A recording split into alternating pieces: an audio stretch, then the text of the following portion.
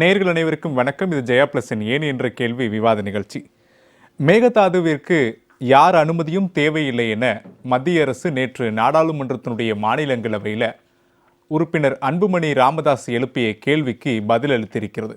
மற்றொரு பக்கம் நேற்று சென்னை உயர்நீதிமன்றத்தினுடைய மதுரை கிளை கரூர் விவகாரத்தில் முதலமைச்சர் திரு ஜோசப் விஜய் வழங்கிய 31 பேருக்கான பணியாணையை ரத்து செய்து உத்தரவு பிறப்பித்திருக்கிறது.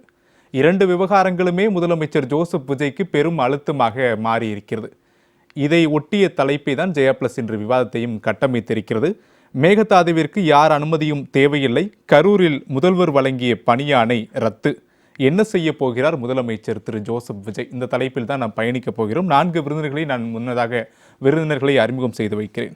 காங்கிரஸ் கட்சியினுடைய செய்தி தொடர்பாளர் திரு திருச்சி வேலுசாமி, பத்திரிகையாளர் திரு இதயா, பத்திரிகையாளர் திரு சுபேர் மற்றும் நாம் தமிழர் கட்சியிலிருந்து திரு ஸ்ரீதர். நால்வரையும் நான் நிகழ்ச்சிக்கு வரவேற்கிறேன். ஸ்ரீதர் சார், உங்ககிட்ட தொடங்கலாம்னு நினைக்கிறேன். 2 விவகாரங்கள். முதல்ல நம்ம கரூர் விவகாரத்தை பேசிட்டு மேகதாதுவை கனெக்ட் பண்ணிக்கலாம். கரூர் விவகாரத்தில் பணியாணை வழங்கும் போதே தாவேக அரசுக்கு ஒரு பெரும் அழுத்தம் இருந்தது. இது சரியில்லை, இந்த போக்கு தவறான போக்கு, அரசு இன்னைக்கு எடுக்கக்கூடிய முடிவு இனி வரக்கூடிய காலங்களில் நீட்சியாகும், இது அரசுக்கே பெரிய அழுத்தமாக முடியும்னு சொன்னாங்க. நீதிமன்றமும் அதைத்தான் சுட்டி காட்டியிருக்காங்க. இது ஒரு தேவையில்லாத முடிவை முதலமைச்சர் விஜய் எடுத்து விட்டார், அதனுடைய அனுகூலம் தான் நேற்று நீதிமன்றத்தினுடைய முடிவு அப்படின்னு எடுத்துக்கலாமா? எப்படி பார்க்கலாம்? அதை விட அதை தாண்டி நான் என்ன நினைக்கிறேன்னா, விஜய் அவர்கள் தன்னோட கட்சியை சார்ந்தவர்களை, தன்னோட ரசிகர்களை ப்ளீஸ் பண்ண, அவர்களை மகிழ்ச்சி படுத்த விரும்பி இருக்கிறாரு. அதனால தான் நான் ஒரு அரசியல் கூட்டத்திற்கு, அது அவருடைய இன்னைக்கு ஒரு முதல்வர் ஆகலைன்னு வச்சுங்களேன், அது ஒரு அரசியல் கூட்டத்துக்கு வந்த சாதாரண நிகழ்வு. அங்கே நடந்த ஒரு பெரிய துயரமாக விபத்தாக தான் பார்க்கப்பட்டிருக்கும். இப்போ இதே போல் இப்போ ஒரு திமுக ஒரு கூட்டத்தில் நடந்தால் கொடுப்பாரா, அதிமுக கூட்டத்தில் இது போல் ஒரு ஸ்டாம்பீட் நடந்து ஒரு தள்ளுமுள் நடந்து இறந்தால் கொடுப்பாரா அப்படின்னு கேள்வி வரும்போது வாய்ப்பில்லை. ஏன்னா அப்படி மற்ற எந்த கட்சிகளும் திமுக ஆட்சியில் இருந்தபோது, அதிமுக ஆட்சியில் இருந்தபோது அது போல் கொடுக்கல. நம்ம அதை எப்படி கண்கூட பார்க்குறோம். அப்போ என்னென்னா, தன்னை தேடி வந்தார்கள் அப்படின்ற காரணத்திற்காக தன்னை சேர்ந்தவர்களை, தனக்காக வந்தவர்களை ஒரு திருப்திப்படுத்தணும், இல்லை இதே போல் சிந்தனை உடையவர்களை தனக்காக இன்னும் வர வைக்கிறதுக்காக திருப்திப்படுத்தணும் அப்படின்ற பார்வையில் தான் இந்த வேலை கொடுக்கப்பட்டதுக்காக நான் சொல்கிறேன். நீங்கள் எவ்வளோ வேணால் கொடுங்க, உங்களை தேடி வந்தாங்க, அவர்களுக்கு நீங்கள் ஒரு நிவாரணம் கொடுக்க நினைக்கிறீங்க, ஒரு உதவி பண்ணணும்னு நினைக்கிறீங்கன்னா நீங்கள் எவ்வளோ வேணால் கொடுங்க. ஆனால் அதை தாவேக கட்சி நிதியிலேருந்து கொடுக்கணுமே தவிர நீங்கள் அரசுலேருந்து கொடுக்க முடியாது. உங்கள் தேவைக்காக, நீங்கள் அரசியல் செய்வதற்காக, உங்களுக்கு கூட்டம் கூடுவதற்காக நீங்கள் ஏற்படுத்தி கொண்ட கூட்டத்தில் உங்களோட கவனக்குறைவோடு சேர்ந்து நிகழ்ந்த ஒரு மரணத்தில் நீங்கள் அரசு இது எடுத்து எப்படி கொடுக்க முடியும்? அரசுலேருந்து ஒரு உரிமையை எடுத்து எப்படி கொடுக்க முடியும்? டிஎன்பிஎஸ்சி எக்ஸாம் எழுதிட்டு மணிக்கணக்காக, நாள் கணக்காக, மாத கணக்காக, வார கணக்காக, வருஷ கணக்காக படிச்சுட்டு தவமாக இருந்து டிஎன்பிஎஸ்சி எக்ஸாம் எழுதுறாங்க. அப்படி எழுதுறவங்க பதிலாக எங்கன்னா கூட்டத்தில் போய் மிதிப்பட்டு செத்தா நமக்கு வேலை கிடைத்துறது தான் ஆகுது. இன்னொன்று அதான் நீதிமன்றம் சொல்றது, இது கான்ஸ்டியூஷனுக்கு எதிரானது. எல்லோருக்கும் அரசு வேலைகளில் சம வாய்ப்பு, ரைட் டு எம்ப்ளாய்மெண்ட், ஈக்குவாலிட்டி அதில் இருக்கணும்னு சொல்லுது. இப்போ அதே ஒருத்தர் டிஎன்பிஎஸ்சியில் எக்ஸாம் எழுதி காத்திருப்பார், அவர் அதுக்கான அறிவை பெற்றிருப்பார், அதுக்கான தேர்ச்சி பெற்றிருப்பார், அதுக்காக தன்னை தகவமைச்சிட்டு இருப்பார். ஆனால் அப்படி ஒருத்தர் போட்டியிட்டால் கூட அது முக்கியம் இல்லை. அதை தாண்டி ஏதாவது ஒரு கூட்டத்தில், அரசியல் கூட்டத்தில், இது ஃபார் தட் மேட்டர் நீங்கள் எதை வேணால் வச்சுங்க, அதான் நீதிமன்றம் குறிப்பிட்டிருக்கு. நாளைக்கு ஒரு இண்டஸ்ட்ரியல் டெத் வந்தாலோ, இல்லை ஒரு சாலை விபத்துகளை தினமும் இறந்து போகிறாங்க, அவர்களுக்காக கூட நாளைக்கு இப்படி வேலை கொடுக்க வேண்டிய சூழ்நிலை அப்போ உண்மையிலேயே தகுதிப்படுத்தி கொள்கிறவங்க, தேர்வு எழுதுறவங்களோட உரிமை என்ன ஆகுறது? அப்போ நீங்கள் எக்ஸ்கிரேஷியாவாக மற்ற எதுனா கொடுக்கலாமே தவிர வேலை என்பது உரிமை சார்ந்தது, திறன் சார்ந்தது. அப்போ இப்படி திறன் இருக்குதா இல்லையா எதுவுமே இல்லாமல், தெரிந்து கொள்ளாமல், இல்லை அவர்கள் தகுதிப்பட்டவர்களா என்று கூட எந்த கணக்கும் இல்லாமல் ஒரு வேலையை கொடுப்பது, இன்னொரு முறையான நபர் இந்த வரிசையில் எல்லா திறனையும் மேம்படுத்தி கொண்டு வேலைக்காக காத்திருக்கக்கூடிய வேலை உரிமையை பாதிக்கிறது. அப்படி கொடுக்க அரசுக்கு உரிமை இல்லைன்னு தான் நீதிமன்றம் சேர்த்தே தான் சொல்லி. ஆனால் தமிழக அரசு நேற்று அதே உயர்நீதிமன்றத்தில் வாதம் முன்வைக்கப்பட்ட போது 31 பேருக்கும் நாங்கள் எடுத்தோன்னு வேலையை கொடுக்கல, அவங்களுடைய கல்வி தகுதி பார்க்கப்பட்டது, வயது பார்க்கப்பட்டது, அவங்களுக்கு எந்த வேலை பொருத்தமாக இருக்கும்னு தேர்வு செய்து தான் கொடுத்துருக்கோம். ஒரு டிஎன்பிஎஸ்சி தேர்வில் எப்படி நடைமுறை இருக்குமோ, தேர்வுகள் அல்லாத போது என்ன நடைமுறை பின்பற்றப்படுமோ அத்தகைய நடைமுறைகளை பின்பற்றி தான் 31 பேருக்கு நாங்கள் பணியாளை கொடுத்துருக்கோம் அப்படின்ற ஒரு நியாயம் அது தவறு. டிஎன்பி அப்படின்னா டிஎன்பிஎஸ்சியில் ஒரு தகுதி பார்த்து ஒரு வெறுமனே ஒரு கல்வி தகுதியை பார்த்து, ஒரு டிகிரியை பார்த்து, அவர் எடுத்த மதிப்பெண் அடையில் வேலை கொடுக்கப்படுதா, அல்லது டிஎன்பிஎஸ்சி தேர்வு வைக்குதா? இப்போ தேர்வு வைக்கிறதுனா டிஎன்பிஎஸ்சி ஒரு முட்டாள் அமைப்பா? எதற்காக தேர்வு வைக்கணும்? அதே போல டிகிரி பெற்றவங்க நூற்றுக்கணக்கான பேர், ஆயிரக்கணக்கான பேர், லட்சக்கணக்கான பேர் இருக்காங்க. ஏன் இந்த தகுதி தேர்வு ஏற்படுத்தப்படுது டிஎன்பிஎஸ்சி எல்லாம் கேள்விக்கு பதில் சொல்லுங்க. அப்போ அது தேவையில்லை. அப்படின்னா right to equality, right to employment போகுதா இல்லையா? அது கான்ஸ்டியூஷன் படியே போகுதா இல்லையா? அந்த கேள்வி தான் நீதிமன்றம் முன்வைக்குது. அதனால அது சரியான முடிவு. அதனால தான் என்ன சொல்றாங்க, நீதிமன்றமே திறன் மேம்படுத்திக்க சொல்லுங்க, நீங்க அவங்கள மற்ற ஸ்கில்ஸ் இம்ப்ரூவ் பண்ணிக்கிறதுக்கு அதற்கான வேலைகளை செய்யணும். இது மட்டும் இல்லைங்க, ஒரு பணியில் வேலை செஞ்சுட்டு ஒருத்தர் இறந்து போறாருல, அவரோட பிள்ளை அந்த குடும்பம் நிர்கதியாக அதில் கம்பேசனேஷன் கிரவுண்டில் பனிக்காலத்தில் ஒருத்தர் இறந்து போனால் அவர்களுக்கு கிடைக்க வேண்டிய வேலை இப்போ ஒரு 30 பேருக்கு தள்ளி போகலையா? சரி, இவர்களுக்கு என்ன இறந்து போனார்கள் ஒரு தகுதினா என்னைக்கு எதுல யார் இறக்கல, எத்தனை பேர் ஏதோ ஒரு காரணங்களால அரசோட மெத்தனை தொகுத்தினால் கூட பல மரணங்கள் ஏற்படும். இப்போ ஒன்று வேணா, கன்னிபுத்தூர்ல இறந்து போனாங்களே விஷவாயு தாக்கி, அதுல அரசோட மெத்தனம் இல்லை, அது முறையா போய் பார்வையிடலன்னு தான் அதோட பொருள். அப்படி பார்வையிட்டு இருந்தா அந்த விபத்து நடந்திருக்காதானே? விபத்து நடக்கலாம் அவ்வளவு பேர் இறந்திருக்க மாட்டாங்களா? அப்ப யாரோட மெத்தனம்? அரசோட மெத்தனம் இருக்கா? அவங்களுக்கு வேலை கொடுக்கலாமா? அந்த புள்ளியிலிருந்தே போலாம். திருச்சி வேலுச்சாமி, ஒவ்வொருத்தவரும் இதே போன்று உயிரிழக்கும் போது அத்தனை பேருக்கும் அரசு வேலை கொடுக்க முடியுமா? நீதிமன்றமும் கேள்வி எழுப்பியிருக்கிறது, ஸ்ரீதரும் இந்த அரங்கத்தில் கேள்வி எழுப்பியிருக்க நியாயமான கேள்வி தானே? அதாவது இந்த விஷயத்தை நீங்கள் நீதிமன்றம்னு சொல்கிறத பார்த்து நான் என்ன சிரிக்கிறேன். என்னன்னு சொல்லணும்? பகத்சிங் தூக்கு தண்டனை கொடுத்த நீதிமன்றம் தானே? வஉசிக்கு ரெட்டை ஆயுள் தண்டனை கொடுத்த நீதிமன்றம் தானே? நீதிமன்றம் சொல்லதெல்லாம் வேத வாக்குன்னு யாரும் எடுத்துக்க வேண்டிய அவசியம் இல்லை. இல்லை, நீதிமன்றம் சொன்னது தான் நம்ம இப்போ பேசணும். சரி சார், ஒரே சட்டம் அதான் நீதிமன்றத்தை தீர்ப்பு சொல்கிறாங்க. ராஜீவ்காந்தி கொலை வழக்கில் 26 பேருக்கு தூக்கு தண்டனை கொடுத்தது அதே சட்டம், அதே நீதிமன்றம் தானே? அதுக்கப்புறம் அது எப்படி 26 20 ஆச்சு, 3 ஆச்சு, கடைசியில் விடுதலை ஆச்சு? அதுவும் சட்டப்பிரிவு தானே சார். தயவு செஞ்சு குதர்க்கமான எல்லாமே நேரடியாக நான் கேட்கறது பதில் சொன்னா சொல்லுங்க. சார் அமைதியா இருங்க சார், அது உங்களுக்கு புரியல. ஏன்னா நேரடியா நான் பார்த்தவன், நீங்க வேடிக்கை பாருங்க சார். இன்னைக்கு நம்ம 2 டாபிக் பேசணும். இல்ல, நான் என்ன கேக்குறேன், நம்ம என்னவோ அதுக்குள்ள நம்ம பேசிரலாம். சட்டம் அதாவதுங்க, ஒரே சட்டம் ஒரு கோர்ட்ல விடுதலை பண்ணுது, ஒரு கோர்ட் தண்டனைங்குது. அதானே? சரி, நான் உங்களுடைய பாயிண்ட்ல வரேன். அதே சட்டம் தான், அதே உயிர் தான், அதே உயிரிழப்பு தான். எல்லாருக்கும் தமிழக அரசு கொடுத்துருவாங்களா? நீங்க கொஞ்சம் நான் பேச விடுங்க சார். மேகதாதுக்காக நீங்க அனுமதி கேட்க வேணாங்கிறது சட்டம் சொல்லுதா? சார், இந்த அதை ஒத்துக்குங்க. இந்த டாபிக் முடிச்சிருவோம். ஏங்க, எல்லாத்துக்கும் நீங்க நீதிமன்றம் சொல்றதை ஏத்துக்கணும்னா அதுக்கு ஏத்துக்கணும். அதனாலதான் சொல்றேன், நியாயத்தின் சமாதிகளை நீங்கள் கண்டதுண்டா? அதற்கு பேர் நீதிமன்றங்கள். எப்போ ஒருத்தன் புதுக்கவி எழுதுனா, அதனால நீதிமன்றம் சொல்லதெல்லாம் அப்படியே வேதவாக்கா இருக்க முடியாது. அதுலயும் உள்ளெல்லாம் பல மாற்றங்கள் வந்திருக்கு. இப்ப என்ன, நீதிமன்றமும் இந்த விவகாரத்தில் அரசியல் செஞ்சுட்டாங்களா? வேலுச்சாமி அப்படி பாக்குறாரா? நான் இல்ல சார், மூளை இருக்கிற எல்லாரும் அப்படிதான் பார்க்க முடியும். இல்ல, வேலுச்சாமி எப்படி வேலுச்சாமி எப்படி பாக்குறாரு?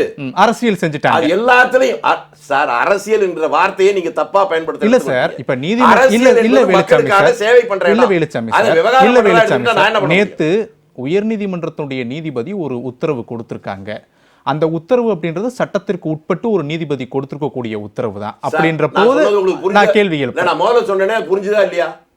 ஒரே சட்டம், ஒரு கோர்ட்ல விடுதலை, ஒரு கோர்ட்ல தண்டனை, அதுக்கப்புறம் 2க்கு நடுவுல இது எந்த சட்டம், எந்த நீதிபதி? சார், சட்டம் ஒரு இருட்டறை, வக்கீல் வாதம் ஒரு விளக்கு சொல்லியிருக்காங்க. அதனால அதுல சொல்றது என்பது வேறு, மனிதாபிமானத்தோடு பிரச்சனை அணுகுவது என்பது வேறு. சட்டங்கிறது கல்வெட்டு சாசனம் இல்லை. இந்திய அரசியல் சட்டத்தை எத்தனை தடவை மாத்திருக்காங்க? திருத்தம் 100க்கு மேற்பட்டது திருத்தினாங்களா? அப்ப அது ஏன் திருத்தக்கூடாது? இல்ல, நீங்க சொல்றத பார்த்தா சரி, மனிதாபிமானத்துல அடிப்படையில தான் இந்த விவகாரத்தை அணுகணும். அப்படின்னா எல்லா விவகாரத்தையுமே தாவேக அரசு மனிதாபிமானத்தின் அடிப்படையில் மட்டும்தான் அணுக முடியும். ஸ்ரீதர் கூட கேட்டாரு, சமீபத்துல திருவள்ளூர்ல அமோனியா வாயு கசிஞ்சு உயிரிழந்தாங்களே, அதுல எத்தனை பேருக்கு அரசு வேலை கொடுக்க போறீங்க? இப்ப அடுத்து ஒண்ணு கேட்டா அப்பதான் நீங்க உங்களுக்கு புரியும். 1965 இந்திய போராட்டம் வந்துச்சா? வேலுச்சாமி சார், நான் என்ன கேக்குறேன்னா, நான் என்ன கேக்குறேன், இப்ப இருக்கக்கூடிய விவகாரத்துல பேசலாம் வேலுச்சாமி சார். நான் அறிவாளி இல்ல சார். நான் பதில் போலாம் சார். சும்மா ஏதாவது நீங்க பாட்டு பேசிட்டே போறீங்க சார். நான் ஸ்ரீதர் சார் கேக்குறத கேக்குறேன். சரி, திரும்பவும் கேக்குறேன். சரி, பேசுங்க. நீங்கள் பொறுப்பை உணர்ந்து கொண்டு பேசுங்க. சரி, பேசுங்க. நான் என்ன கேட்க வரேனே புரியாம பேசுறீங்க. சரி, பேசுங்க. ஊத்துக்குடிங்கிற இடத்துல ராமசாமின்னு ஒரு இன்ஸ்பெக்டர் பட்ட பகல்ல பெட்ரோல் ஊத்தி கொடுத்துறாங்க. தண்ணின்னு கத்துறான். திரும்பியும் பெட்ரோல் ஊத்தி கொடுத்துறாங்க. சுத்தி இருக்க இந்தி ஒழிக தமிழ் வாழ்கனாங்க. அந்த ராமசாமிக்கு ஒரே ஒரு பெண் குழந்தை. அந்த பெண் குழந்தையுடைய பேர் தமிழ்ச்செல்வி. அது இந்திய இருப்பா அல்ல தமிழ் ஆதரவா? அவரை கொளுத்தியவர்களுக்கு மொழி போர் தியாகி பென்ஷன் வருதா இல்லையா? அதை எத்தனை பேர் ஏத்தீங்க? வருதா இல்லையா சொல்லுங்க சார். அதனால இதையும் எதிர்க்க கூடாது. நீங்க அதான் இப்பதான் நீங்க என்ன பண்றீங்கன்னா வேற மாதிரி போறீங்க. இல்ல சார், ஒரு நம்ம விஷயத்தை புரிஞ்சுங்க. இல்ல சார், இப்ப ஸ்ரீதர் சார்ட்ட கேட்கும்போது சார், அவர் இந்த விவகாரங்கள்ல இந்த இதெல்லாம் நிறுவனங்கள் இருக்குன்னு இப்ப நான் சொல்றாரு. அதுக்கு பதில் சொல்லணும். அப்ப அதுக்கு அப்ப வேலுச்சாமி நீங்களே சார்ட்ட பதில் எனக்கு என்ன வேலை? இல்ல சார், எனக்கு அதுக்கான வேலை பதில தான் இல்லைன்ற. வேலுச்சாமி சார்ட்ட கேக்குறேன். அதத்தான் இந்த சொல்ல விடுங்க, கேட்டுட்டீங்கல்ல. இதுல 2 விதம் இருக்கு. அவர் சொல்றாரு டிஎன்பிஎஸ்சி எதுக்கு இருக்குன்னார். சரியான கேள்வி. டிஎன்பிஎஸ்சில வந்து தானே அரசு வேலை கொடுக்கணும். அதேதான் நீட்டு. இல்ல அது இது இது தமிழ்நாட்டு அது தேசிய அளவுல. அது தேசிய அளவுல வைக்க உரிமை இல்லைங்க. கட்டமைப்பு என்னது, பணம் என்னது, பொருள் என்னது, உழைப்பு என்னது. நீங்க என்ன இந்திய நாட்டுல தான் நீங்க இருக்கீங்க. நீங்க ஜப்பான்ல இல்ல. தமிழ்நாடு ஒண்ணு தேவையில்லையே. தமிழ்நாடு மாநிலம் சார். அந்த அடிப்படையை புரிஞ்சுட்டு பேசுங்க. மாநிலம் இது மாநிலம் தான். இந்தியா ஒரு யூனியன் ஆஃப் ஸ்டேட்ஸ்ங்க. ஸ்டேட்னா அது உங்க விஷயம். ஸ்டேட் ஆமா, நீங்க தான பெறவாத போராடி வந்தீங்க. ஒன்னு பண்ணுங்க. எரவடா ஜெயில இருக்குது கூட்டியார் பேசுங்க. என்னைய கூப்பிடுறீங்க? இது என்ன பேச்சு இது? 1967 போறேன், எரவடா ஜெயிலுக்கு போறேன், நான் இந்திய இது என்னங்க பேச்சு? நீங்க அவர்ட்ட நான் கேட்டேன், உங்க நேரத்துக்கு நான் வரேன். அப்படிதான் பேசுறேன். வரலாறு தெரியாதவன் ஒரு சமூக உறுப்பினர் வரலாறு தெரிஞ்சுட்டாங்க. நீங்க கேட்ட கேள்வி நான் பதில் சொல்றேன். நீங்க முடிங்க. நான் சொல்றேன். காலையில ஒண்ணு, மத்தியானம் ஒண்ணு, சாயந்தரம் ஒண்ணு பேசுங்க. பதில் சொல்ல முடியுமா? இல்ல முடிங்க. சரி, முடிங்க. உங்களுக்கான என்னன்னா இது மாதிரி அரசாங்கத்துல இது வேலை கொடுக்க கூடாதுங்கிறது சொல்லலாம். அது அவங்களுடைய உரிமை தான். அதுக்கு தான் சொன்னேன். ஒரே பிரச்சனையை 2 விதமா பார்க்கிற போது இப்ப மெடிக்கல் காலேஜுக்கு அதுக்கு தனியா டெஸ்ட் வைக்கிறாங்களா இல்லையா? இந்த மாதிரி ஒவ்வொன்றுக்கு இருக்கு. அது போல நீட்டு கொண்டு வந்தாங்க. அதை ஆதரித்தல் ஒரு பக்கம், எதுக்கிற ஒரு பக்கம். அதுல திருத்த வந்தா போதும்னு சொல்றது ஒருத்தர், முழுசும் கூடவே கூடாதுங்கிற ஒருத்தர். கருத்துக்கள் பல வகை இருக்கும். இவர் வந்து அவர்களுக்கு உதவி பண்ண நினைச்சாரு. அதுல இன்னொன்னு நீங்க தோம்போர் சொன்னீங்க, அந்த 41 பேர் சாவுக்கு அவர்களை திருப்திப்படுத்துங்கிற வார்த்தையை பயன்படுத்தினார் ரசிகர்களை. தயவு செய்து அரசியல் அப்படி சொன்னார். அரசியல் செய்ய நினைத்தார்கள் அந்த விவகாரத்திலும். ஏங்க அவரை எடுத்து திரும்பி போட்டு பாருங்க. நான் சொன்ன வார்த்தை இல்லைன்னா தூக்கலாம். அதையும் நான் உங்களுக்கு நீங்க அதை திருத்துறீங்க. சரி, அவர் சொன்னாரா இல்லையா? அவருடைய ரசிகர்களை திருப்தி நான் ஏங்க மறுக்கணும்? ஆமான்னு சொல்றேன். என்ன பல சிக்கல்ற அப்படி திருப்ப போட்டு பார்த்தால நான் ஒத்துக்கிறேன். உங்களுக்கு போட்டு பார்த்தால விவாதமா கொண்டு போலாம்னு நினைக்கிறேன். சரி, ஓகே, முடிச்சிடலாம். அதாவது ஒரு கூட்டத்துக்கு பாதுகாப்பு தர வேண்டியது கட்சியா ஆட்சியா? சரி, ஓகே, நான் அந்த பாயிண்ட் வந்து பேசலாம். திரு இதயா, ஒரு விவகாரம் இருந்தா அதற்கு நேர் எதிர்ன்ற 2 திசை இருக்கும். அப்படிதான் இந்த தாவேகா கரூர் விவகாரத்திலையும் ஒருத்தவங்க சரின்னு சொல்லுவாங்க, ஒருத்தவங்க தவறுன்னு சொல்லுவாங்க. ஆனா விஜய் செஞ்சது சரிதான், கருணை அடிப்படையில கொடுக்கறதுல என்னங்க தவறு இருக்கு அப்படின்றதோட முடிக்கிறார் திருச்சி வேலுசாமி. அந்த பார்வை சரிதான். அவருடைய பார்வை அப்படி இருந்தா என் பார்வை வேற பார்வையா இருக்கு. சரிதானான்றதாங்க அப்படிதான் இருக்கும். 2 பார்வை இருக்கும். நீங்க 6ன்னு எழுதுனீங்கன்னா நான் இங்க இருந்து பார்த்தா 6 தான் கடைசி வரைக்கும் அறிவு பண்ணுவேன்.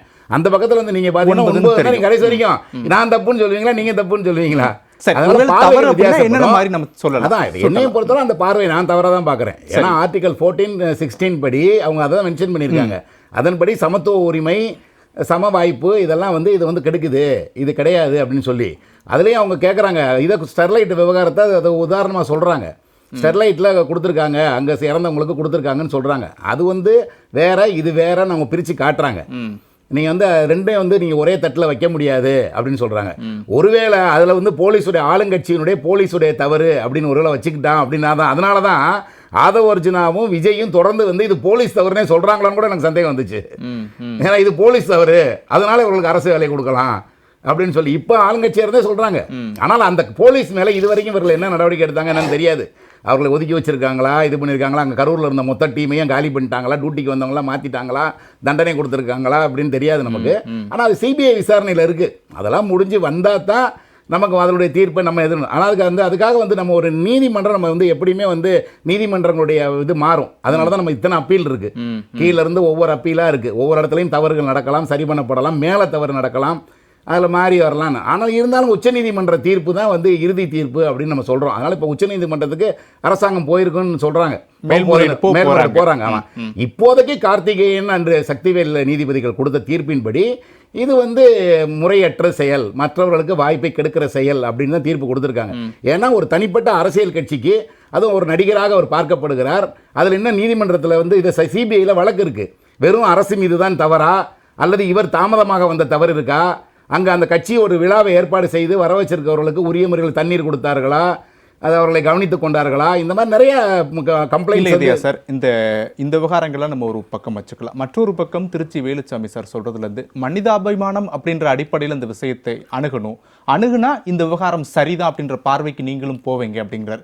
மனிதாபிமானம் அப்படின்ற பார்வை சரியா தானே முதல்ல இருக்கு? அவர் நாம் தமிழர் சகோதரர் சொல்லிட்டாரு, எல்லாமே மனிதாபிமானம் தான், எல்லா இறப்புக்கும் மனிதாபிமானம் தான், சாலை விபத்தில் இறக்குறவங்களும் மனிதாபிமானம் தான், ரயில் விபத்துகள் இறக்கவும் மனிதாபிமானம் தான். நீங்க வந்து விமான விபத்து, இது நம்ம விமான சாகசம் மெரினால நடந்துச்சு அப்ப 24 அப்போ 5 பேர் செத்து போயிட்டாங்க. அவங்க கொடுத்துக்கு அரசு வேலை கொடுக்கப்பட்டதா, அதெல்லாம் இப்போ ஒரு சென்ட்ரல் கவர்மெண்டோடைய இதை பார்க்க தான் போனாங்க. அவங்க அங்க மரணம் நடந்துச்சு. மனிதாபிமானம்னு அணுகணும்னா எல்லாருக்குமே வேலை கொடுக்கிற சூழல் தான் போகும். அப்ப தவறான முடிவு. ஒரு ராணுவத்துல போய் ஒருத்தர் இறந்து போயிறாரு, ஒரு தீவிரவாதியை கன்னியாகுமரியில் ஒரு இன்ஸ்பெக்டரை வந்து நைட் நடராத்திரில 2 தீவிரவாதிகள் வந்து சுட்டு கொண்டுட்டு போனாங்க.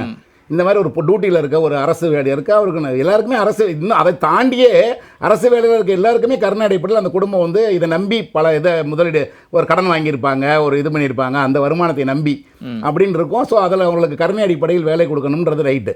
அதை தாண்டி நம்ம வந்து ஒரு சினிமா நடிகரை பார்க்க போவதற்காக, ஒரு அரசியல் கட்சி கூட்டத்துக்கு போவதற்காக, ஒரு கிரிக்கெட் மேட்சுக்கு போவதற்காக, ஒரு சினிமா தேட்டரில் கூட்டம் ஃபர்ஸ்ட் ஷோக்கு போய் நசிங்கி சகாகிறது, இதுக்கெல்லாம் கருணை அடிப்பெல்லாம் ஒவ்வொரு குடும்பமும் பாதிக்க தான் படும்.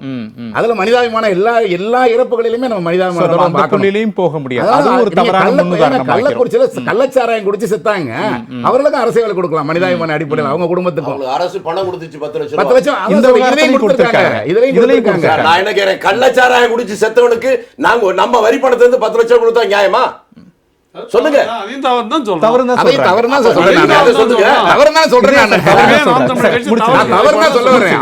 அவருக்கு அரசு வேலை கொடுக்க முடியுமான்னு தான் கேட்கிறேன் நான். அவர் கள்ளச்சாராயம் குடித்து வந்தவர்கள் மனிதாபிமானம், அந்த குடும்பத்தை, ஏன்னா அந்த குடும்பத்துக்கு சம்பந்தம் இருக்காது. அவங்க ஒய்ஃபு திட்டி இருக்கும், மக திட்டி இருக்கும், ஏன்பா அப்படி குடிச்சிட்டு வர்ற அப்படின்னு திட்டி இருப்பாங்க. அந்த குடும்பம் இன்னசென்ட் குடும்பம் தான். அந்த குடும்பம் ஒரு விக்டிம் ஆயிருக்கு, இப்ப பலிகடாவை அந்த பாதிக்கப்பட்டிருக்கு. அப்ப அவர்களுக்கும் அரசு வேலை கொடுக்கணும். அது என்ன விதத்துல சார், அதை சொல்ல மாட்டீங்களா?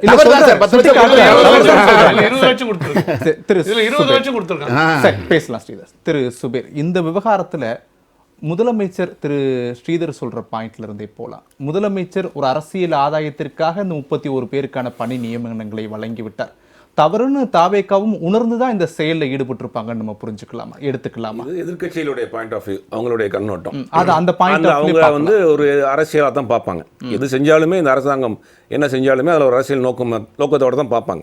ஆனா அதுக்கு சில காரணங்களும் சொல்றாங்கல்ல, இவர்களுக்கு கொடுத்தால் எல்லோருக்கும் கொடுக்கணும் அப்படின்ற ஒரு பார்வை. அரசு தயாரா, ஒவ்வொரு கவர்மெண்ட்டுக்கும் ஒரு பாலிசி இருக்கு. போன திமுக கவர்மெண்ட்ல 81 கோடி ரூபாயில 134 அடியில் ஒரு பேனா செலவு வைக்கிறதுக்காக ஒரு ப்ராஜெக்ட் கொண்டு வந்தாங்க. அதை நம்ம என்ன செய்யறது?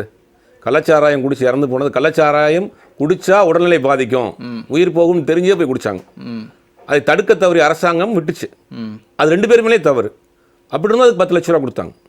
இது அது சட்டத்தின் பிரகாரம் பார்த்தீங்கன்னா நீங்கள் மதுரை கோர்ட்டு வந்து அதை வந்து ரத்து பண்ணியிருக்கிறாங்க. நீங்கள் உச்சநீதிமன்றத்துக்கு போகலாம். உச்சநீதிமன்றம் கொடுக்கக்கூடிய இறுதி தீர்ப்பை எதிர்த்து கூட ஜனாதிபதிக்கு போகலாம், கருணை மனு போடலாம். அப்படிலாம் நம்ம சட்டத்தில் இடம் இருக்குது. அப்போ இன்னைக்கு கொடுத்துருக்க தீர்ப்பை எதிர்த்து இவங்க உச்சநீதிமன்றத்துக்கு போகலாம், போய் அதை நடத்த போகிறாங்க. அது வந்து பார்க்க போகிறாங்க. தாவேகாவை பொறுத்த வரைக்கும் இது அவர்கள் வாழ்க்கையில் ஒரு பெரிய கரும்புள்ளியாக பார்க்குறாங்க. அவங்களுடைய அரசியல் கேரியரில் ஒரு முக்கியமான ஒரு விஷயமா பார்க்குறாங்க. அதனால் ஏதாவது அந்த குடும்பத்துக்கு உதவிகள் செய்யணும் அரசாங்கம் சார்பாக பண்ணணும்னு நினைக்கிறாங்க. அப்போ நீங்கள் சட்ட ரீதியாக பார்த்தா தவறுனா தவறு, மனிதாபிமான ரீதியாக பார்த்தா சரின்னா சரி. இது அப்படி தான் பார்க்கணும். எந்த ஆட்சி வந்தாலுமே அவங்க ஒரு பாலிசியை கையில் எடுக்கிறாங்க. அப்போ தாவேகா அரசாங்கத்தினுடைய பாலிசியை இதை பார்க்கணும். நீதிமன்றம் அதை முடிவு பண்ண போகுது, உச்சநீதிமன்றம் முடிவு பண்ண போகுது. இதில் வந்து நம்ம சட்டத்தின் ஆட்சி தான் இந்தியாவில் நடக்குது. அப்படிங்கும்போது சட்டம் தான் அதில் இறுதி தீர்ப்பை கொடுக்க போகுது. இப்போ தாவேகாவை பொறுத்த வரைக்கும் 41 பேர் இறந்துருக்கிறாங்க. ஒரு அப்பாவி மக்கள், விளிம்பு அன்னைக்கு வந்திருக்கக்கூடிய எல்லாருமே அப்பாவி விளிம்புநிலையில் இருக்கக்கூடிய மக்கள். அன்னைக்கு பணியாணையம் வாங்கினா ஒரு அம்மா சொல்கிறாங்க, என்னுடைய பையனை நாங்கள் இழந்துட்டேன், அந்த பையன் இருந்தால் என்னை எப்படி காப்பாற்றணும், எனக்கு வேலையை காப்பாற்றுங்கிறாங்க. இதை நம்ம மனிதாபிமான ரீதியாக தான் அணுகணும். இது சட்ட ரீதியாக நம்ம அணுக முடியாது. அப்போ தாவேகா அரசாங்கம் முழுக்க மனிதாபிமான ரீதியாக இந்த விவகாரத்தை அணுகிறது. அப்போ நீங்கள் அது நோக்கி பணியாணையம் கொடுத்துருக்குறாங்க, அது நீதிமன்றம் தடை போட்டிருக்கு, உச்ச நீதிமன்றம் போகுது. எதிர்க்கட்சிகளை பொறுத்த வரைக்கும் இதை வந்து அரசியலாக தான் பார்ப்பாங்க.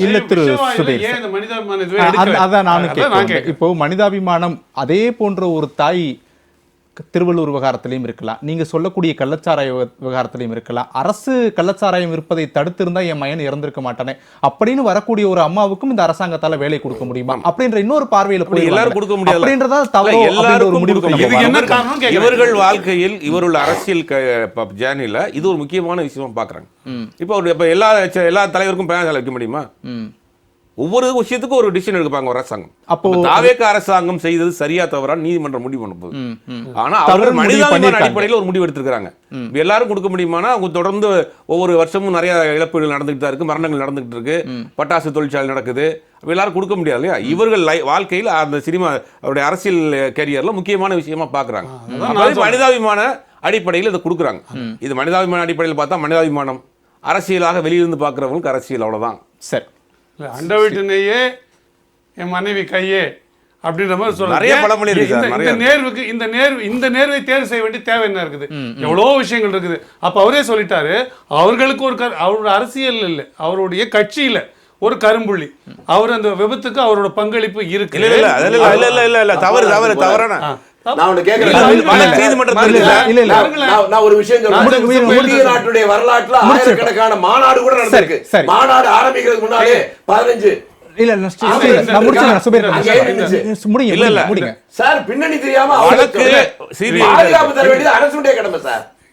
இப்ப அந்த இடத்துல தண்ணி ஓடிட்டு இருந்ததுன்னா விஜய் வண்டியை செலுத்துங்கன்னு சொல்லியிருப்பாரா, பஸ் ஓட்டுங்கன்னு சொல்லியிருப்பாரா? அந்த இடத்துல குறுக்க தண்ணி ஓடுது, விஜய் அவருடைய தனிப்பட்ட இருக்கு, புரியுது எனக்கு. ஒரு எள்ளு போட முடியாத இடத்த கூட்டத்துல வண்டியை செலுத்துன்னு சொல்லலாமா பேருந்த? அது என்ன ஒரு முறையான விஷயம்? அதுல அஜாக்கிரதை இல்லையா, நெக்லிஜென்ஸ் இல்லையா?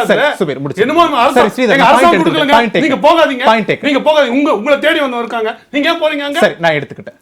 இது அத்தனையும் வழக்கு நிலுவையில் இருக்கு, விசாரணையில் இருக்கு. இது யாரையும் இவங்க தரப்புல என்ன சொல்றாங்க, தாவேகா தரப்புல ஒரு சதின்னு அவங்க நம்புறாங்க, அவர்கள் தரப்புல அஜாக்கிரதைன்னு சொல்றாங்க. விசாரணை இன்னைக்கு சிபிஐ இருக்கு, விசாரணை முடிஞ்ச போதான் தெரியும். இப்ப யாரையுமே டைரக்டா நம்ம ப்ளே பண்ண முடியாது. பொதுவா இந்த விவகாரத்துல விஜய் எடுத்தது மனிதாபிமான அடிப்படையில். ஆனா நீதிமன்றத்துடைய தீர்ப்பையும் ஏற்க வேண்டிய சட்டத்தின்படி தான் நம்ம ஆட்சி நடக்குது. நம்ம அந்த இடத்துல வரலாம். ஸ்ரீதர், மேகதாது விவகாரத்துக்கு வந்துடலாம். கரூர் விவகாரம், மேகதாது விவகாரத்துல கடந்த பல ஆண்டுகளாகவே மத்திய அரசு சொல்லக்கூடிய முக்கியமான விவகாரம், மத்திய அமைச்சர்கள் தமிழ்நாட்டிலிருந்து சென்றாலும் கூட, தமிழக நீர்வளத்துறை அமைச்சர்கள் சென்றாலும் உங்களுடைய அனுமதி இல்லாமல் மேகதாதுல எதுவுமே செய்ய முடியாது அப்படின்ற ஒரு நம்பிக்கையை, வார்த்தையை கொடுத்து அனுப்புவாங்க.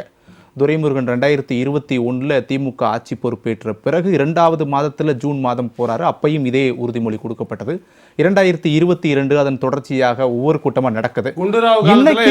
இல்லை, அதான் எல்லாமே நடக்குது. ஆனா இன்னைக்கு இந்த அன்புமணி ராமதாஸ் அவருடைய கேள்விக்கு ரொம்ப வெளிப்படையா சொல்லியிருக்காங்க, உச்சநீதிமன்றத்துடைய தீர்ப்பில் அப்படியெல்லாம் எதுவுமே இல்லை. ஒரு பக்கம் கர்நாடகா மேகதாது அணையை கட்டுவதற்கான தீவிரமான முயற்சி, பிரதமரோடு சந்திப்பு, அனுமதி கொடுங்கன்னு கேட்குறாங்க. இன்னொரு பக்கம் மத்திய நீர்வளத்துறை அமைச்சருடைய இந்த ஸ்டேட்மெண்ட் என்ன சொல்ல வராங்க? தமிழ்நாட்டுக்கு தண்ணி கொடுக்க மாட்டோம்னு சொல்ல வராங்க. அதுதான் அது அடிப்படை. இப்போ உச்சநீதிமன்றம் 2018 தீர்ப்புல அனுமதி கேட்கணும்னு இல்லை, அனுமதி கேட்கக்கூடாதுன்னு இல்லை. நான் இப்போ 177.25 டிஎம்சி கொடுக்கணும். 2018 உள்ள தீர்ப்புப்படி, உச்சநீதிமன்ற தீர்ப்புப்படி 177.2 டிஎம்சி தண்ணி, 2.5 டிஎம்சி தண்ணி கொடுக்கணும். இன்னைய தேதி வரைக்கும் நமக்கு வந்திருக்க வேண்டிய தண்ணி 40 டிஎம்சி வந்திருக்கணும். இன்னி வரைக்கும் எவ்வளவு வந்திருக்குன்னா 4 டிஎம்சிக்கும் குறைவா வந்து 3 டிஎம்சிக்கும் குறைவா இன்னைக்கு 40க்கு 4 ரைமிங்கா இருக்கும். சரி, ஓகே. அப்ப 4 டிஎம்சிக்கும் குறைவா தண்ணி வந்திருக்கு.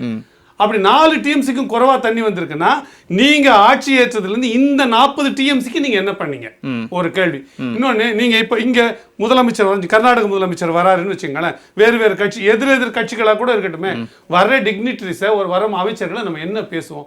வாங்கன்னா அது பண்பாடு, அது ஒரு நாட்டுக்குள்ள இருக்க சட்டம் அமைப்பு புரோட்டோகாலே இருக்கு. ஒரு மினிஸ்டர் வெளிநாடு ஸ்டேட்ல இருந்தா எப்படி ரிசீவ் பண்ணணும், அவங்களை எப்படி பண்ணணும், என்ன பேசணும், எப்படி அனுப்பணும்ன்றது இதுதான் நீங்க சொன்ன எடுத்துக்காட்டு. குண்டுராவ் முதலமைச்சர் அந்த காலத்துல எம்ஜிஆர் போய் பேசிட்டு வந்தாங்க. ஏன் அப்படி பேசிய காலத்துல கூட நமக்கு தண்ணீர் கிடைக்கல நான் கேட்கிறேன். அன்னைக்கே போக வேண்டிய தேவை போனதுனால கிடைச்சதா? போக வேண்டிய தேவையை ஏற்படுது, அன்னைக்கே கொடுக்காததான் போக வேண்டிய ஏற்படுது. சரி, போனார்ல, போயிட்டு வந்த பிறகு அந்த தேவை நம்ம பூர்த்தி ஆச்சா, கிடைச்சுதா, அது சரியாச்சா? 700 டிஎம்சிக்கு மேல வாங்கிட்டு இருந்த நாம 60 அதுக்கு முன்னாடி எல்லாம் கொஞ்சம் கொஞ்சமா குறைஞ்சி 400 டிஎம்சி வந்து 400ல இருந்து 177 டிஎம்சி ஆயிருக்கு. சில லட்சம் ஏக்கர் மட்டும் பயிர் பண்ணி கொண்டிருந்த கர்நாடகா 18 லட்சம் ஏக்கர் நிலத்தை வந்து விவசாயத்திற்காக உண்டு பண்ணிருக்குது. நான் என்ன 2018 தீர்ப்படி தான் அவர் சொல்றாரு, நீர்வளத்துறை அமைச்சர் சொல்றாரு, கர்நாடகா கிட்ட அனுமதி, தமிழ்நாட்டு கிட்ட கர்நாடகா அனுமதி கேட்கணும்னு எங்கேயும் இல்லைன்றாரு. ஆனா அதே தீர்ப்புல தான் சொல்லி இருக்கிறது, ஒரு நதி என்பது, ஒரு ஆறு என்பது எந்த ஒரு தனி மாநிலத்தின் தனி சொத்து கிடையாது. அது தேசிய சொத்து. நினைச்சபடிலாம் அதுல பண்ண முடியாது. அதே நீதிமன்றம் தான் தீர்ப்பு சொல்லி இருக்குது. கேட்டு தான் தீரணும், கேட்டுட்டு கட்டணும். இல்ல, நேத்து மத்திய அமைச்சருடைய விளக்கத்திலையும் அந்த இடத்துல இருந்து மத்திய அமைச்சர் விலகல. அவங்க வேறு ஒரு கோணத்தை கற்பிக்கிறாங்க.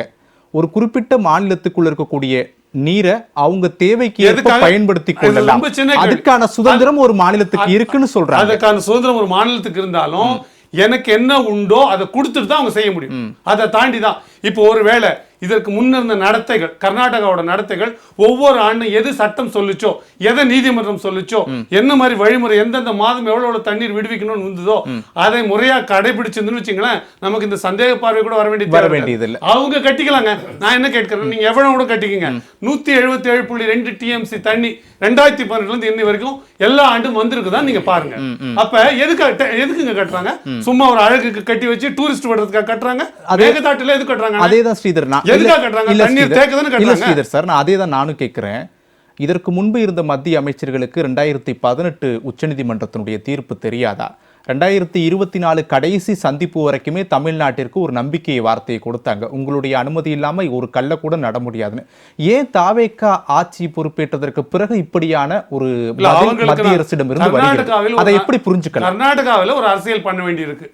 இங்க தமிழ்நாட்டில் அவங்க எப்படி இருந்தாலும் வரப்போறது இல்லை என்ற ஒரே காரணத்துக்காக கர்நாடகாவில் ஒரு அரசியல் செய்வதற்காக அதை செய்யறாங்க. ஆனா பாஜகவுக்கு வலிக்காத மாதிரி ஸ்டேட்மெண்ட் கொடுக்கிற விஜய் அவர்கள், நான் இன்னைக்கு கர்நாடகாட்ட போய் பேசுறேன்னு சொல்றாரு. பேச வேண்டியதில்லை, காங்கிரஸ் அவரோட கூட்டணியில் தான் இருக்குது.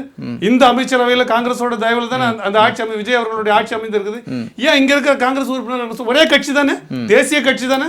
கர்நாடகாவில் இருக்கிற காங்கிரஸும் தமிழ்நாட்டில் இருக்கிற காங்கிரஸும் டெல்லியில் இருக்கிற காங்கிரஸும் ஒரே காங்கிரஸ் தானே. இதுக்கு இவர் போய் பேச வேண்டியது என்ன இருக்குது? சரி, இப்படி பேசுறது ஏன் இல்ல, வேற என்ன பண்ணலாம்னு நினைக்கிறீங்க? இல்ல ஸ்ரீதர், ஒரு ராஜாங்க ரீதியில ஒரு நடவடிக்கையை மேற்கொள்றாங்க.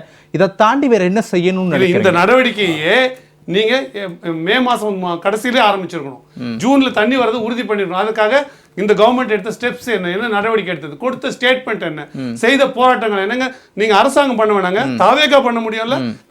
நீங்க இந்த ஆளுங்கட்சியை கேட்க வேண்டாங்க, கர்நாடக அரசு கிட்ட கேட்க முடியல. ஏன் எங்களுக்கு இந்த மாசம் கொடுக்கலன்ட்டு குறுவை சாகுபடி காலி நீங்க இந்த விஷயம் வச்சீங்க. இந்த ஆண்டு பூரா தண்ணீர் ஓடாதனால, காவிரியில ஓடாதனால குறையும். அவங்க சொல்றாங்கல்ல குடி தண்ணீர் பிரச்சனை, அதே குடி தண்ணீர் பிரச்சனை இங்க வரதுக்கான எல்லா வாய்ப்பும் வந்துடுச்சுங்க. அது நடக்கிற சூழல் தான் இருக்கு. ஏன் குரல் கொடுக்கல? அதை விட்டு சினிமா பார்த்துட்டு இருக்கிறது எப்படி சரியா இருக்கும்? சரி, நம்ம அந்த பார்வையில இருந்து பேசலாம். திருச்சி வேலுச்சாமி, மேகதாது விவகாரத்துல மத்திய அரசினுடைய பதில கர்நாடகாவில் ஆளும் அரசாக இருக்கக்கூடிய காங்கிரஸும் சரி, இங்க கூட்டணியில் இருக்கக்கூடிய காங்கிரஸும் சரி, எப்படி இந்த விவகாரத்தை பார்க்கிறாங்க? அதுல இருந்தே நான் உங்ககிட்ட பயணிக்கிறேன். அடுத்தடுத்த கேள்விகள் வரலாம். யானையை அதனுடைய வாழை மட்டும் பிடிச்சிக்கிட்டு இதுதான் யானைன்னு புரிஞ்சுக்கிட்டா எப்படியோ அது மாதிரி மேகதாதை மட்டும் பேசுறது. இவர் சொன்னதுல ஒண்ணு உண்மை. தெரிந்ததால் சொல்லுகிறேன், தெரிந்து சொல்லுகிறேன். சொல்லுங்க. அதாவது கர்நாடகா முழுக்க பீடபூமி, சமவெளி கிடையாது. இந்த காவேரிப்பட்டினம் பகுதியில் மட்டும்தான் சமவெளி. அதனாலதான் இங்க அந்த காலத்துல விவசாயத்துக்கு அங்கே விட தமிழ்நாட்டில் அதிகம். இங்கே சமவெளி இருக்கு. எங்கே மாற்றம் வந்துன்னா 1924 ஒப்பந்தம் போடுகிற போது 50 ஆண்டு கால ஒப்பந்தம். அப்ப தமிழ்நாட்டில் புதிய திட்டங்கள் வருதுன்னா கர்நாடகத்துடைய ஒப்புதல் வேணும். கர்நாடகத்தில் ஏதாவது புதிய திட்டங்கள்னா தமிழ்நாட்டுடைய ஒப்புதல் வேணும். அந்த நேரத்தில் 24 போடப்பட்ட ஒப்பந்தம் 74க்கு முன்பாகவே நீங்க வேணா செக்அப் பண்ணிக்கங்க. 70லேயே காவிரியினுடைய முக்கியமான உபநதிகள் கபினி, ஹேமாவதி, ஹேரங்கி, அந்த 3 அணியிலும் அணையை கட்டுவதுதான் மக்கள் இங்கே சத்தம் போடுறாங்க. எப்படின்னா தமிழ்நாடு அரசு எங்களுக்கு அனுமதி கொடுத்துருச்சுன்னு பாவு சண்முகன்ற அமைச்சர் பெங்களூர்ல போய் கையெழுத்து போட்டு வந்தார். முதல்து அதுல ஏற்பட்டது. அதுக்கப்புறம் 74 வருகிற போது அந்த அதாவது அது ஒப்பந்தம் முடிஞ்சு போச்சுங்கிற அந்த சரத்துல கிடையாது. அப்போது 2 பேரும் உட்கார்ந்து அதை புதுப்பித்துக் கொள்ள வேண்டும். இதான் அப்ப இருந்தது. அப்ப 74 ஆட்சியில் இருந்த திமுக அதை புதுப்பித்துக் கொள்வதற்கு அவர் என்ன முயற்சி எடுத்தாங்க? அது ஒரு கேள்வி இருக்கு. அதற்கப்புறம் இதுக்கு இடையில நாள் போயிட்டே இருக்கிற போது இவர் சொன்னார்கள் 177 இப்ப வருதுன்னு சொல்லி, நடுவுல எம்ஜிஆரும் தேவராஜர்ஸும், அங்கே கர்நாடகாவில் தேவராஜர்ஸ், தமிழ்நாட்டில் எம்ஜிஆர், மத்தியில் ஜனதா ஆட்சி வருது 77. அப்ப தேவராஜர்ஸ் தான் எம்ஜிஆர் கூப்பிட்டு சொல்றாரு, நம்ம 2 பேருக்கு நடுவில் இருக்கிற ஒரே பிரச்சனை காவிரி பிரச்சனை தான், பிரதம மந்திரி மன்னிக்கவும், இப்போ நம்ம இதெல்லாம் நிறைய நேரத்தில் நம்ம இதெல்லாம் பேசியிருக்கோம், நீங்களும் நானுமே நிறைய டைம் பேசியிருக்கோம். இந்த 2018 தீர்ப்பு அடிப்படையில் மத்திய அமைச்சர் ஏன்னா, நம்ம இதுக்கு ஒரு அரை மணி நேரம் தான் ஒதுக்குறோம். அதனால நம்ம இதுல வந்து அது தெரியாம பேச முடியாது. இல்ல நம்ம நிறைய நேரத்துல பேசிட்ட விவாதங்கள்ல நம்ம இப்ப நேரடியா இந்த விவாதத்துக்கு வந்துடலாம். இதுல இந்த டாபிக் எல்லாம் போயிருக்கணும். அதுதான் நமக்கு நேரம் ரொம்ப குறுகிய அதனால நம்ம இத சார்ந்து பேசலாம். பாதி முடிச்சிருக்கோம். சரி பேசு. அதான் பிரச்சனை. அதாவது பிரதம மந்திரி ரொம்ப அனுபவசாலி, அவருக்கு எதிராக நம்ம இருக்கிறோம், நாம ஒத்து போகலைன்னா இந்த ஒன்றை வச்சே நம்மளை காலி பண்ணிடுறாரு. அப்புறம் அவங்க 2 பேரும் உட்கார்ந்து பேசிதான் இவர் சொன்னாரே 177 177 320 டிஎம்சிக்கு ஒப்பந்தம் எல்லாம் ரெடியாகி கையெழுத்து போடுற போது தான் இங்க இருந்து ஒரு அறிக்கை வந்துச்சு. ஒரு பெருமானார் அறிக்கை கொடுத்தார், 1000 இருந்தாலும் எம்ஜிஆர் மலையாளி தானே, அதனால தான் தமிழர்களுக்கு துரோகம் பண்ணாரு அப்படின்னு நின்று போச்சு. அதுக்கு பின்னால 89 திமுக ஆட்சி வருகிற போதுதான் திரும்பவும் இது எப்படி வருதுன்னா, இவங்களால வரல, மன்னார்குடி ரங்கநாதன் ஒருத்தர் சுப்ரீம் கோர்ட்ல ஒரு கடிதம் போட்டார். சரி, அந்த கடிதத்தின் அடிப்படையில் தான் வழக்கே வருது. அதுல தமிழக அரசு தன்னை இணைத்துக் கொண்டது. சரி, அதற்கு திரும்பி இல்ல வேலுச்சாமி சார், இல்ல மன்னிக்கணும், இல்ல நீங்க என்னைய மன்னிக்கணும். இல்ல போன வாரம் நம்ம இதே மேகதாது நீங்கள் நானும் தான் பேசணும், இந்த இதே இதெல்லாம் நம்ம சொன்னோம் இல்ல சார். இப்ப மத்திய அமைச்சருடைய பதில இருந்து நம்ம வந்து அதுல இருந்து வந்து ரொம்ப நேரம் போயிரும். இப்ப நமக்கு அந்த எப்போது நான் சொன்ன பாருங்க, காவிரி மேலாண்மை வாரியம், காவிரி ஒழுங்காற்று குழு இது வந்ததுக்கு அப்புறம் கர்நாடகாவும் நாமளும் நேர்ல பேசுறதுக்கு நமக்கு 2 பேருக்குமே உரிமை இல்லை. அதுதான் யதார்த்தம். நீங்க சட்டம்னு பேசுனீங்களா, அதுதான் நாம ஏதாவது கேட்கிறோம் மத்திய அரசு தான் கேட்க முடியும். மத்திய அரசு தான் அந்த மேலாண்மை வாரியத்தை பேச முடியும். தண்ணி எவ்வளவு கொடுக்கறாங்கன்னு தான் பார்க்க முடியும். தண்ணி கொடுக்கிற கணக்கெடுக்கிற இடம் அவங்க இடத்துல கிடையாது. ஒகனேக்கல் தாண்டி போனீங்கன்னா வீரப்பன் பிறந்த ஊர் இருக்க, அந்த ஊர் பக்கத்துல 0 பாயிண்ட் இடம், அந்த இடத்துல தான் கணக்கே எடுப்பாங்க. நீங்க 177 டிஎம்சியை அந்த இடத்துல ஒரு கணக்கெடுப்பு போட்டு தான் வந்திருக்கா இல்லையான்னு தான் நம்ம சொல்ல முடியும். இந்த விவகாரத்துல நேற்று மத்திய இணையமைச்சருடைய பதில் இதுவரைக்கும் இல்லாத ஒரு பதிலா பார்க்க முடியுது. இந்த பதிலை ஏன் இந்த நேரத்துல கொடுக்க வேண்டிய தேவை ஏற்பட்டிருக்கு? அதுதாங்க இவர் தான் சொல்றேன். நேத்தாங்க பிஜேபி மாநில தலைவர் கூட பேசிட்டு வந்திருக்காங்க. அதனால ஏதோ அதுல ரகசியம் இருக்கு. வேலுச்சாமி சாரும் அவர் சொல்லி ஏன் இந்த நேரத்துல சொல்ல வேண்டிய தேவை வந்து நான் எப்படி தான் சொல்ல முடியும்? இல்ல தேவை ஏன் வந்திருக்குன்னு வேலுச்சாமி சார் சொல்றாங்க. யதார்த்தத்தை சொல்லுகிறேன். உங்களுக்கு ஒரு கருத்தே இல்லையா? நீங்க தான் சொல்றீங்க, நாங்க தான் பேசிட்டு வந்தோம் சொல்றீங்க. உங்க கருத்து வேலுச்சாமி சார் நான் சொல்றேன், நீங்க அந்த பாயிண்ட்ல தான் சொல்ல மாட்டீங்க. அந்த பாயிண்ட்ல வாங்க. ரொம்ப தெளிவா இல்ல அவர் கேக்குற கேள்வி நியாயமா தான் இருக்கு. நமக்கும் ஜனநாயக கடமை இருக்கு, நீங்களும் பதில் சொல்லலாம். இல்ல ஜனநாயக கடமை இருக்குல்ல, அந்த அடிப்படையில நம்ம பதில் சொல்லலாம்னு கேக்குறாரு. போய் பேச ஏதாவது வழி கிடைக்குமான்னு பாக்குறாரு, முயற்சி பண்றாங்க. இவர் சொல்லவே சொல்றேன், மத்திய அரசு தான் பொறுப்பு இருக்குன்னா விஜய் போய் என்ன பேச போறாரு? ஒழுங்காற்று குழுக்கு தான் வேலை இருக்குன்னா விஜய் போய் என்ன பண்ணுவாரு? சரி ஓகே, இப்ப இந்த முன்னு கூட ஜெயிக்கல நீங்க. சரி அவர் முடிச்சிட்டாரு, நீங்க வாங்க. நீங்க சொல்லுங்க முடிச்சிட்டாரு ஸ்ரீதர் சார். சரி வேலுச்சாமி சார். சார் முயற்சி செய்வது எல்லாருக்கும் இருக்குதான், இதுதான் முடிவுன்னு கிடையாது. முயற்சி நான் முன்னாடியே சொன்ன பாருங்க, சட்டம் என்பதே 100க்கு மேற்பட்ட முறை திருத்தப்பட்டிருக்கு.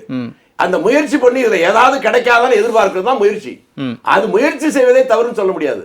ஆனால் இன்றைக்கு இருக்கிற சட்டப்படி மாநில அரசுக்கு உரிமை இல்லைங்கிறதான். அதை மத்திய அரசு சொல்லுதுன்னா நீங்க மத்திய அரசு கிட்ட பேச வேண்டியது ஆதரவு கட்சிகள், தமிழ்நாட்டில் ஆட்சியில் இருக்கவங்க மட்டுமல்ல, பாராளுமன்றத்தில் இருக்க எம்பிகள் எல்லாரும் பேசணும். சரி திரு சுபேர், நான் வேலுச்சாமி சார்கிட்ட கேட்டதுதான் 2018 உச்சநீதிமன்ற தீர்ப்புக்கு பிறகு பலமுறை மத்திய அமைச்சர்களோடு சந்திப்பு நடந்திருக்கு. அந்த சந்திப்பின் போதெல்லாம் மத்திய அரசு ஒரு உத்தரவாதத்தை தமிழ்நாட்டுக்கு கொடுக்குறாங்க.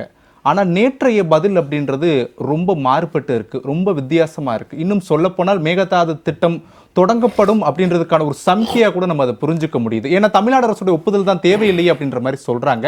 அதை ஏன் இந்த நேரத்தில் சொல்ல வேண்டிய தேவை ஏற்பட்டிருக்கு? வேலுச்சாமி சார்கிட்ட கேட்டேன், அதை அவங்ககிட்ட கேட்கணும்ட்டாங்க. நான் திரு சுபேர்கிட்ட கேட்கிறேன், சுபேருடைய பார்வை. 2018 கொடுத்துருக்க தீர்ப்பு அப்படிங்கிறது கடைமடை மாநிலங்களுடைய ஒப்புதல் இல்லாம எந்த விதமான வேலையும் செய்யக்கூடாது அதுக்கு கொடுத்துருக்க தீர்ப்பு. இப்ப தீர்ப்பு அந்த தீர்ப்பு தான் இருக்கு. அதை எதிர்த்து அதுக்கு மாறாதான் இன்னைக்கு மத்திய அமைச்சர் ஜல்ஜீவன் திட்டத்தினுடைய மத்திய இணை அமைச்சர் பேசியிருக்காரு. அப்போ அவர் ஏதோ ஒரு அரசியல் உள்நோக்கத்தோடு பேசுறாருங்கிறது மட்டும் தெரியுது. அது ஏன் தாவேகா காங்கிரஸ் இன்னைக்கு கூட்டணியில இருக்கு. கிட்டத்தட்ட 60 வருஷத்துக்கு பிறகு சட்டமன்றத்தில் ஒரு அமைச்சரவையில் காங்கிரஸ் இருக்கு. தாவேகா அரசாங்கம் கூட்டணியில் இருக்கிறாங்க. இப்ப கர்நாடகாவில் காங்கிரஸ் அரசாங்கம் இருக்கு. இவர்களுக்கு ஒரு நெருக்கடியை கொடுக்கணும், தமிழ்நாட்டில் ஒரு பிரஷரை கொடுக்கணும் அப்படிங்கிறது இந்த இதை பேசுறாங்க. அப்ப இன்னொரு பாயிண்ட்ல இருந்து பார்க்கலாம். தமிழ்நாட்டில் டிவிகே காங்கிரஸ் கூட்டணிக்கு ஒரு நெருக்கடி. ஆனா இப்ப கர்நாடகால காங்கிரஸ் தானே ஆளும் கட்சி. இப்ப மேகதாது அணை கட்டப்பட்டக்கூடிய பணிகள் தொடங்கிவிட்டு அது காங்கிரஸ்க்கு ஃபேவரா போயிரும். அது நடக்காதுங்கிறது தெரியும், அது வேற விஷயம். ஆனா அந்த சமிக்கையில தானே மத்திய அரசு பேசுறாங்க. இல்ல அது நடக்காது. இவங்க திருப்பி இன்னைக்கு முதலமைச்சர் வந்து லெட்டர் எழுதி இருக்கிறாரு. இன்னைக்கு சேவைப்பட்டு அனைத்து கட்சி கூட்டம் போட போறாங்க. இதெல்லாம் நடக்கும், இந்த ஃபார்மாலிட்டிஸ் நடக்கும். இருந்தாலும் ஒரு விவாதத்தை, ஒரு அழுத்தத்தை தமிழ்நாட்டில் கொடுக்கறதுக்காக பண்ணக்கூடிய ஒரு விஷயம் தான் பண்றாங்க. இப்ப கண்டிப்பாக தமிழ்நாடு கவர்மெண்ட் வந்து சுப்ரீம் கோர்ட்டு போவாங்க, அனைத்து கட்சி கூட்டம் போட போறாங்க. அப்புறம் ரெண்டாவது ஏன் போய் பார்க்க போறாரு, பார்க்கறதுனால என்ன நடக்க போகுது, போர்டில் இருக்கு, சுப்ரீம் கோர்ட்டில் இருக்கு, இதை விட்டுட்டு நீங்க போய் பார்த்து என்ன செஞ்சிட போறாங்க அப்படின்னு எல்லாரும் பரவலாக பேசுறாங்க. இது ஒரு நட்பு ரீதி, அண்டை மாநிலத்தோட நட்புறவு பாராட்டுற விஷயம். இன்னைக்கு பெரும்பாலானவர்கள் கர்நாடகாவில் தமிழர்கள் வாழ்ந்துட்டு இருக்காங்க, கர்நாடகத்தை சேர்ந்தவர்கள் தமிழ்நாட்டில் வாழ்ந்துட்டு இருக்காங்க. ஒரு அண்டை மாநிலத்தில் நம்ம ஒரு சுமூகமான ஒரு நட்புறவோடு இருக்கணும். ஏன்னா பல முதலமைச்சர்கள் போயிருக்காங்க, கேரளா போயிருக்காங்க, கர்நாடகா போயிருக்கிறாங்க. ஒரு நட்பு ரீதியில் போய் ஒரு நட்பை வளர்த்துக்கிறது வந்து இதில் வந்து தவறு கிடையாது. ரெண்டு மாநிலம் எல்லையோர மாநிலங்கள். இங்கே இப்போ நிறைய போன மாதம் கூட ரமேஷ் சென்னிதாலா கேரளாவினுடைய உள்துறை அமைச்சர் வந்து பார்த்துட்டு போனார். அவங்க ஆப்ரேஷன் ஏதோ ஒன்று பண்ணிட்டு இருக்கிறாங்க இந்த ட்ரக்கு எதிராக. அப்போ அந்த மாநில எல்லையோரங்களில் ஒரு ஸ்ட்ராங் பண்ணுறாங்க, பாதுகாப்பை பலப்படுத்துகிறாங்க. அந்த மாதிரி எல்லையோர மாநிலங்களில் ஒரு நட்பு ரீதியாக ஒரு விஷயத்தை உண்டு பண்ணணும்னு நினைக்கிறாரு. அப்போ அது வந்து இல்லை, நட்பு ரீதியாக அதெல்லாம் சரிதான், நீங்கள் சொல்லக்கூடிய விவகாரங்கள்லாம் சரிதான். ஆனால் ஒருவேளை விஜய் போய் கர்நாடகாவினுடைய முதலமைச்சரையோ நீர்வளத்துறை அமைச்சரையோ சந்திக்கும் போது 2018 தீர்ப்பை நீர்த்து போக செஞ்சிரும், நாளைக்கு கர்நாடகா அதே உச்சநீதிமன்றத்தில் போய் எந்த விவகாரம்னாலும் நாங்கள் பேசி தீர்த்துக்கிறோம் அப்படின்ற ஒரு தோணிக்கு வந்துருவாங்க. அதுக்கு விஜய் இடம் கொடுக்க கூடாது முதலமைச்சர். ஒரு ரெண்டு பேரும் சேர்ந்த ஒரு தீர்ப்பை கொடுத்தது யாரும்? Supreme court. ரெண்டு மாநில முதலமைச்சர் பார்த்ததுனால அந்த தீர்ப்பு எப்படி நிறுத்து போகும்?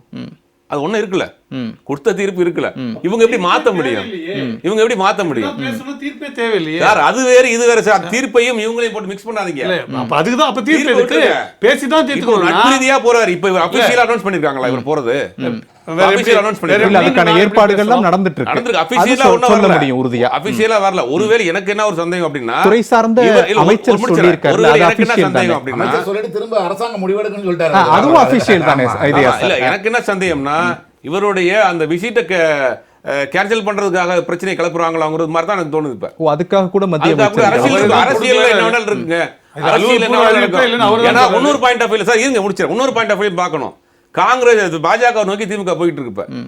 பல விஷயங்கள் எனக்கும் போயிட்டு இருக்காங்க. நம்ம அது பேசலாம் சுபேர் சார். அதுக்கு முன்பு இப்ப நீங்க சொல்லக்கூடிய விவகாரத்துல டிவிகே காங்கிரஸ் கூட்டணி, இந்த கூட்டணியுடைய தொடர்ச்சி தான் இப்போ பாஜகவுடைய இந்த முக்கியமான பதில். கடந்த காலங்களில் திமுக காங்கிரஸ் கூட தான் கூட்டணியில் இருந்தாங்க. ஆனால் திமுக ஆட்சியில் இருக்கும்போது மத்திய அரசிடமிருந்து இது போன்ற பதில்கள் வரவில்லை. ஆனால் டிவிகே ஆட்சிக்கு வந்ததற்கு பிறகு இது போன்ற மத்திய அரசிடமிருந்து பதில்கள் வருது அப்படின்னா தான் அந்த இடத்துல வேறு பார்வை அரசியல் அப்படின்னு கேட்கிறேன். அது ஏன் குறிப்பா இந்த அரசியல் தாவேகா காங்கிரஸ் கூட்டணிக்கான ஒரு நெருக்கடியை கொடுக்கிறோம் தமிழ்நாட்டில்? இல்ல சார், நான் எப்படி கேட்கிறேன்னா, திமுகவுக்கும் காங்கிரஸுக்கும் கொடுக்காத நெருக்கடியை ஏன் டிவிகேவுக்கும் காங்கிரஸுக்கும் மத்திய அரசு கொடுக்க நினைக்கிறாங்க? 60 வருடத்துல இல்லாத ஒரு விஷயத்தை செஞ்சிருக்காங்க. தாவேகா ஆட்சி அதிகாரத்தில் பங்கு கொடுத்து அமைச்சராக உட்கார வச்சிருக்காங்களே. ஓ, காங்கிரஸ்க்கு கொடுத்ததான் தவறு. முத்து பாரத்ன்றாங்களே, காங்கிரஸ் இல்லாத இந்தியான்னு சொல்றப்ப காங்கிரஸுக்கு தமிழ்நாட்டில் அமைச்சரவை இடம் கொடுக்குறப்ப விடுவாங்களா? புரியுது வெளிச்சாமி சார், நீங்க சிரிக்கிறதுக்கான அர்த்தம் எல்லாமே அரசியல் தான். இன்னைக்கு ஒரு பேச வேண்டிய விஷயமே இல்ல. நிலையை மாத்திட்டாங்கன்னா அவங்களே மாத்தினாங்க, எங்ககிட்ட கேட்டா நாங்க என்ன? சரி சுபேர் சார் முடிங்க. அப்ப இது முழுக்க ஒரு அரசியல் அழுத்தத்தை கொடுப்பதற்காக பாஜக இந்த விஷயத்தை இப்ப கையில் எடுத்திருக்கு. அப்படிதான் திரு இதயா சார், இந்த விவகாரத்தை நம்ம அப்படிதான் அணுகணும். இது ஒரு அரசியல் தோரணை ஒன்று சொன்னீங்க. அதாவது என்னன்னா, ஒருவேளை அங்க வந்து இந்த பெர்மிஷனை கொடுத்தா, மேகதாட்டு கொடுத்தா, அது வந்து காங்கிரஸ் தானே ஃபேவரா போகும்னு நினைச்சேன். அது பிஜேபி பெர்மிஷன் கொடுத்தா பிஜேபிக்கே ஃபேவரா போலாம்ல. ஆனா 2024 கர்நாடகா நினைக்கலாம்ல. இல்ல இதயா சார், கர்நாடகா தேர்தல் நடந்த போது டிகே சிவகுமார், சித்தராமையா எல்லாருடைய முதல் வாக்குறுதியை மேகதாது அணையை நாங்க கட்டுவோம்ன்றதா. அப்ப அந்த 5 ஆண்டுகள் செயல்படுத்திட்டாங்க. காங்கிரஸ்க்கு தானே ஃபேவரா போறது யாருன்றதையும் பாப்பாங்கல்ல. நீங்க அப்படியே விட்டுருவாங்க மக்கள். இப்ப வந்து இங்க முடியாது, சென்ட்ரல் கவர்மெண்ட் செய்யுதுன்னா யார் சொல்றா? அப்போ மத்திய அரசு தான் செய்யுது, பிஜேபி தான் செய்யுதுன்ற எண்ணம் வந்து வரும்னு எதிர்பார்க்கலாம்ல. இங்க தமிழ்நாடு கொடுக்கறனால ஒரு பிரயோஜனம் இல்லைன்னு தெரியுது. ஒருவேளை இப்ப இதயா சார் சொல்றதுல இருந்தே அணை கட்டுறதுக்கு அனுமதி கொடுத்துட்டா அது பிஜேபிக்கு தானங்க ஃபேவரா போகும் அப்படின்றீங்க. அப்ப ஏன் டிகே சிவகுமார் அணை கட்டுற முயற்சி எடுக்கிறார்? எப்படி இருந்தாலும் அனுமதி கிடைத்து விட்டா அது பிஜேபிக்கு தானே ஃபேவரா போயிடும். அப்ப அந்த ஒரு பாயிண்ட் நோக்கி நகர மாட்டாங்கல்ல. அங்க இருந்தா நமக்கு இந்த கேள்வி வருது. ஒவ்வொருத்தரும் அவங்களுடைய அரசியல் பண்ணுவாங்கல்ல. காங்கிரஸ் வந்து தான் கட்டணும்னு நினைக்கும், அதற்கு ஒருவேளை கட்டிட்டாங்கன்னு வைங்க, அது அவங்களுக்கு போயிடும். அப்ப அந்த பெர்மிஷன் நம்ம கொடுத்து கட்டினாங்கன்னா அந்த நமக்கு அந்த கெயின் நமக்கு வருன்றாங்க.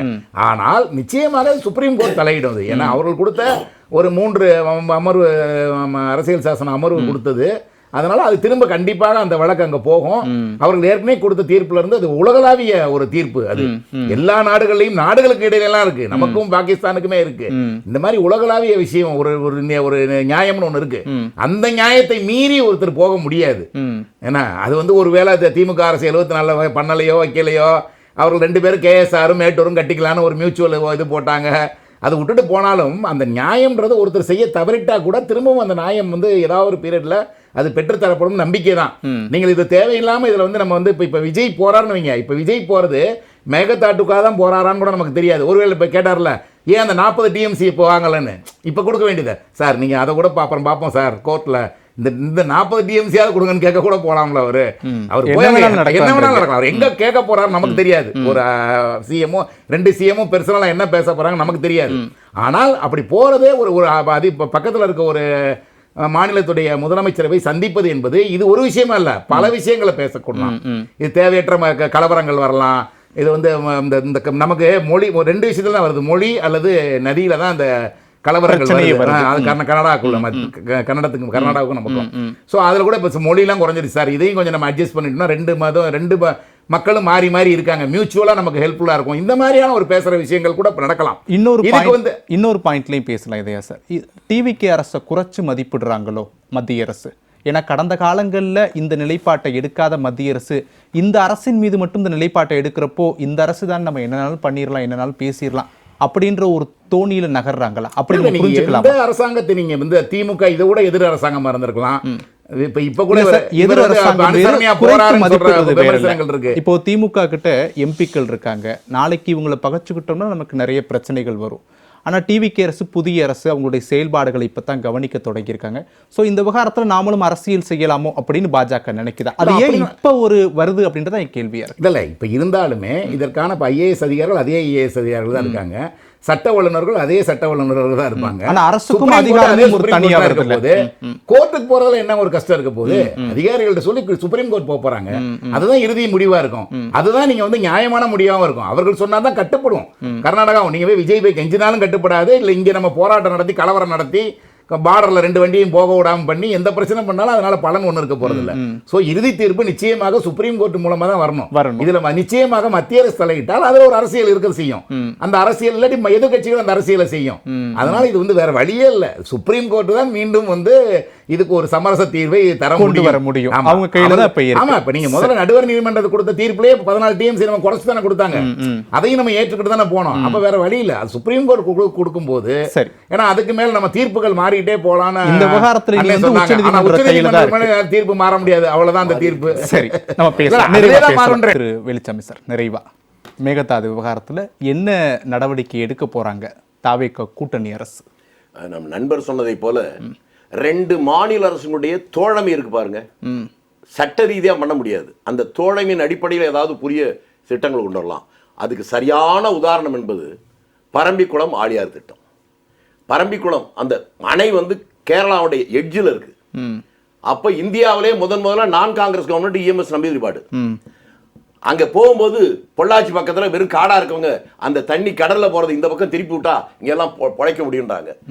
சி சுப்பிரமணியத்தை கூட்டு இஎம்எஸ் பேசுன்னு சொல்றாரு முதலமைச்சர் காமராஜர். 1 மாசம் கழிச்சு அவரு இந்த அணையை கட்டினா எங்களுக்கு எல்லாம் லாபம்னு சொல்லிட்டாருன்றாங்க. உன்னை இவர் போன் போட சொல்லி ஏன் நம்புதிரிவாடு உன் புத்தியா இப்படி போச்சுன்னு, நீயும் நாட்டு சுதந்திரத்துக்காக அடிபட்ட போது உதப்பட்ட போது உனக்கு என்ன லாபம் எனக்கு என்ன பார்ப்போம், இந்த அணையை கட்டி தண்ணி வந்தா நான் உனக்கு அரிசி கொடுக்க மாட்டான்னு. அதுக்கப்புறமா அந்த அணை வந்து இன்னும் போயிட்டு இருக்கு. அதே போல ஜனநாயகத்தில் பேச்சு மூலமாகத்தான் கொண்டு வர முடியும். அதே போல சட்டம்லாம் சொன்னாங்க. நான் ஒரே ஒன்று மட்டும் சொல்றேன், நான் அதனால தான் கல்வெட்டு சாசனம் அல்ல சட்டம் சொன்னேன்.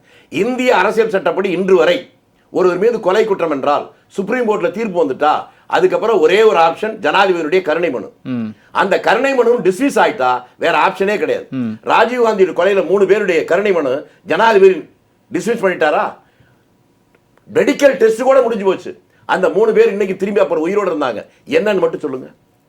சரி, இதை போல ஒரு பேட்டி தான் அதற்கு காரணம். தோழமை மட்டுமே முடிவா இருக்கும். தோழமையின் மூலம் தான் முடிவு பண்ணு, சண்டை போட்டு பண்ண முடியாங்க. நாம என்ன சேர சோழ பாண்டியர் மாதிரி மன்னர்களிடையே சண்டை போட்டா ஜெயிக்க முடியும்?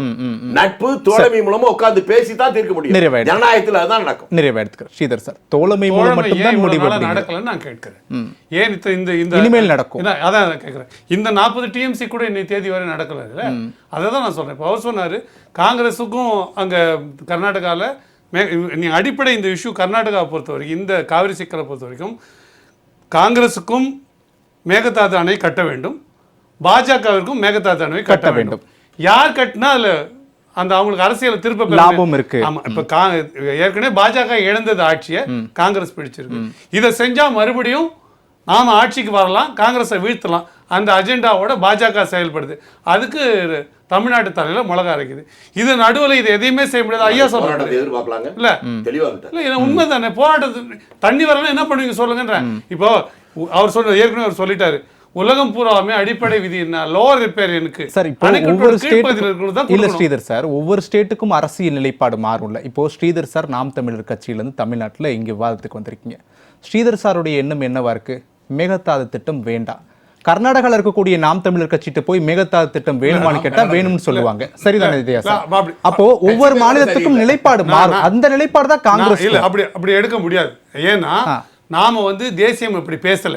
நாங்க பேசுறது மாநில உரிமைகள் முதலானதுன்னு நாங்க பேசுறோம் நாம் தமிழர் கட்சி. அதான் சார், தமிழ்நாட்டுக்கான மாநில உரிமை, கர்நாடகாவுக்கான மாநில உரிமை வேற இல்ல. அங்க இல்ல நாங்க அப்படி ஒரு நிலைப்பாடு எடுக்கிறதுக்கு வாய்ப்பே இல்ல. நீங்க ஹைப்போதெட்டிக்கலா பேசுறீங்க. ஆனா காங்கிரஸ் இருக்குல்ல, அதுக்கு பேசுங்க. அவங்க தான் தேசிய கட்சி, நாங்க எல்லாமே ஒன்றடைக்கு பேசி வச்சிருக்கோம்ன்றாங்களே. ஏன் பாஜக அதுதான் சொல்லுது. அப்படி இருக்குன்னா இந்த நாடு ஒரு நாடு என்று பாஜக நம்புதுன்னா ஏன் இந்த 2 மாநிலங்களுக்கான பிரச்சனை நியாயம் ஒண்ணு இருக்குல்ல, கொடுக்கணும். இல்லங்க சொல்றோம், இல்ல இப்படி சொல்லட்டும். 177.25 டிஎம்சி பெற தமிழ்நாடுக்கு உரிமை இல்லைன்னு பாஜக சொல்லட்டும். நான் கேட்கிறேன், சொல்லல அப்படி காங்கிரஸ் சொல்லட்டும். காங்கிரஸ் ஏன்னா தேசிய கட்சி சொல்றாங்க உரிமை இல்ல, அவங்க வச்சிருந்து எச்சம் மிச்சம் விட்டாதான் உங்களுக்கு சொல்லட்டும். அப்ப நம்ம அரசியல் நிலைப்பாடு புரிஞ்சுக்கலாம். இந்த பக்கம் போனா அப்படி ஒரு பேசுறது, அங்க அந்த பக்கம் இப்போ ஒரு மாதிரி பேசுறது ஒரு அரசியல் ஏமாற்று வேலைன்னு தான் நான் பார்க்கிறேன். நிறைவா இல்லை, இது காலங்காலமாக இருக்குது. கிட்டத்தட்ட எந்த ஆட்சி வந்தாலும் இந்த பிரச்சனை தீர மாட்டேங்குது. இதுக்கு நிரந்தரமான தீர்வுங்கிறது அனைத்து கட்சிகளும் ஒன்றிணைந்து அரசியல் பார்க்காம இதுக்கான முடிவு எடுக்கணும். ஆனால் மாநில அரசுகளோ ஒரு 2 மாநில முதலமைச்சர்களோ இதுக்கான தீர்வை கொடுக்க முடியாது. இது காவிரி அந்த மேலாண்மை வாரியத்தில் இருக்குது, 2வது உச்சநீதிமன்றத்தில் இருக்குது. இப்போ இந்த பிரச்சனையை கிளப்புனது யாருன்னா இவங்க நிலைப்பாட்டில் இப்போ என்னவா இருக்காங்க. இன்னைக்கு அமைச்சர் பேசியிருக்கிற நிலைப்பாடு அவருடைய தனிப்பட்ட நிலைப்பாடா, பாஜக அரசினுடைய நிலைப்பாடா, இப்போ அந்த நீதிமன்றத்துக்கு எதிராக அவர் செயல்படுறாரா, நீதிமன்றத்துக்கு எதிராக ஒரு ஆர்டர் போட போறாங்களா? இப்போ ஒரு கட்சி கூட்டத்தில் பங்கேற்று செய்தியாளர் சந்திப்பில் இதை சொல்லி இருந்தாருன்னா அவர் தனிப்பட்ட நிலைப்பாடு. நாடாளுமன்றத்தில் எழுத்துப்பூர்வமா கொடுத்திருக்காங்கன்னா இது ஒரு அரசுடைய ஸ்டேட்மெண்ட். அப்ப அரசுடைய நிலைப்பாடு, அரசுடைய நிலைப்பாடை எதிர்த்து தான் இன்னைக்கு தமிழ்நாட்டினுடைய முதலமைச்சர் கடிதம் எழுதியிருக்கிறாரு.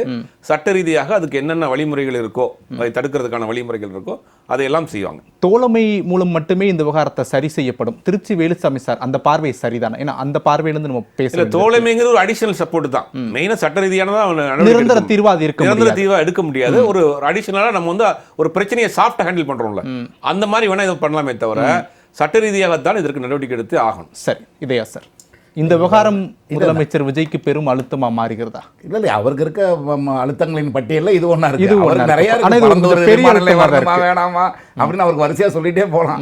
ஏன்னா திரும்ப உச்ச நீதிமன்றத்தில் போய் இந்த திரும்ப அரசு வேலையை கொடுக்கணுமா வேணாமா அப்படின்னு பல அழுத்தங்கள் இருக்கும். அதனால அதுல இது ஒண்ணு முக்கியமான அழுத்தம். இது நம்ம தமிழகத்துக்கு மிக ஆதாரமான வாழ்வுக்கு ஆதாரமான ஒரு விஷயம் இல்லையா? அது உணவுக்கு குடிநீருக்கு ஆதாரமான விஷயம். ஆனால் நீங்கள் சாதாரண தமிழ்நாட்டுக்குள்ளே நீங்கள் பார்த்தீங்கன்னா ஒரு மடையை திறந்தா இன்னொரு மடை ஊருக்கும் சண்டை வரதெல்லாம் இருக்குது. நீங்கள் குடிநீரை ஒன்று போட்டு ஒரு கூட்டணி குடிநீர் திறந்து ஒரு கிராமத்தை சேர்க்காம வந்தீங்கன்னா அதில் ஒரு சண்டை வரும். ஆக அது நாம் தமிழராக இருந்தாலுமே சண்டை நமக்குள்ளேயே வரும். அதனால இது இன்னொரு மாநிலங்கும் போது அது இன்னும் பெருசாக தான் வரும். ஆனால் இதில் எல்லாம் வேற வழியே இல்லை. இதை நீங்கள் நிச்சயமாக ஒவ்வொரு மாநிலத்துக்கும் ஒரு அரசியல் இருக்கும்போது நீங்கள் சட்ட ரீதியாக மட்டும்தான் இதை நீங்கள் அணுக முடியும். நீங்கள் முயற்சிகளை நான் தடுக்கவே விரும்பல. எல்லாரும் தாராளமாக பேசலாம், பேசி நம்ம கொண்டு வந்தால் அதில் சந்தோஷம். அதில் சுமூகமான அமர்வுகளை சரி நாங்கள் திறந்து விட்றாங்க போங்க, சத்தம் இல்லாமல் திறந்து விட்றாங்க போங்க அப்படின்னு சொல்லி இந்த அறிவிப்பு பேப்பர் நியூஸு பிட் இதெல்லாம் கொடுக்காமே செஞ்சாலும் இன்னும் சந்தோஷம். நமக்கு தேவை தண்ணி, அவ்வளோதான். அதனால நம்ம இதையே திரும்ப திரும்ப சொல்லி கொண்டு இருக்காமல் ஒவ்வொரு அரசாங்கமும் இன்னைக்கு நம்ம 74 இந்த பிரச்சனை இருக்குன்னா 74 நம்மளுடைய தண்ணியை சோர்ஸை நம்ம என்ன பண்ணிக்கிறோம், நம்ம எப்படி பண்ணிக்கலாம், இப்ப நம்ம தண்ணியை மறைச்சோம்னா அடுத்து காரைக்காலுக்கு போகுமா போகாதா, அது ஒரு ஸ்டேட், அதுக்கு தண்ணி கொடுக்கணும். இந்த மாதிரி நிறைய இருக்கு. பல வழிகளில் யோசிக்க வேண்டிய ஆமா, கட்டாயம் அப்புறம் நம்ம தண்ணியை உற்பத்தி பண்றதுக்கான மர வளர்ச்சி என்ன பண்ணிருக்கோம், எல்லாத்தையுமே அதில் சிந்திக்க வேண்டிய கட்டாயம் நமக்கு நிறைய எடுத்துக்கிறது. சுபேஷ், நேரம் ஒரே ஊர்ல ஒரு மடையை மறிச்சு இன்னொரு மடையில பிரச்சனை வரும்னு சொல்றாங்கன்றத இது ஒரு எடுத்துக்காட்டா இதுக்கு சொல்றாரு. என்னோட கேள்வி ஒண்ணுதான், இந்த 177.25 டிஎம்சி அது பெற நமக்கு உரிமை இருக்கா இல்லையான்னு இவங்க சொல்லட்டும். உரிமை இருக்கா இல்லையான்னு சொல்லட்டும். உரிமை இருக்குன்னு தான் இவ்வளவு உரிமை உரிமை இல்லைன்னு எங்கேயுமே சொல்ல பேச வேண்டியிருக்குன்ற அதுல கூட தான் பிரச்சனை வரும். சரி, இதுல நான் கூட தான் பிரச்சனை முடிச்சுக்கிறேன் வரும். சார். உரிமை தானே கேட்கிறோம். நான் முடிச்சுக்கிறேன். அதுல கெஞ்ச வேண்டிய கையேந்த வேண்டிய வேலை என்ன இருக்கு? அது உரிமை. அது நான் உரிமையா தான் கேட்பேன். அதுக்கான நடவடிக்கை எடுக்கிறாங்க சார். எடுக்காம எங்கேயும் இல்ல அரசு. இல்ல, அதுக்கான நடவடிக்கை எடுக்கிறாங்க. முதலமைச்சர் கடிதம் எழுதுறாரு, காவிரி நீர் மேலாண்மை ஆணைய கூட்டத்தில் பங்கேற்கிறாங்க. நடவடிக்கை எடுக்கிறது நடக்கும் பார்க்கலாம். சரி, உரிமை கேட்கிறேன். அதுல நயம் தேவையில்லை. சரி, ஓகே. காவிரி விவகாரங்கள்லையும் கரூர் விவகாரங்கள்லையும் முதலமைச்சர் ஜோசப் விஜய்க்கு மீண்டும் ஒரு பெரும் அழுத்தம் ஏற்பட்டிருக்கிறதா என்ற கோணங்களில் தான் 4 விருந்தினர்களோடு நான் நிகழ்ச்சியில் பேசியிருந்தோம். நிகழ்ச்சியில் பங்கேற்ற 4 விருந்தினர்களுக்கும் நன்றி, நேயர்களுக்கும் நன்றி. நாளை மற்றும் ஒரு தலைப்பில் சந்திக்கலாம். நன்றி, வணக்கம்.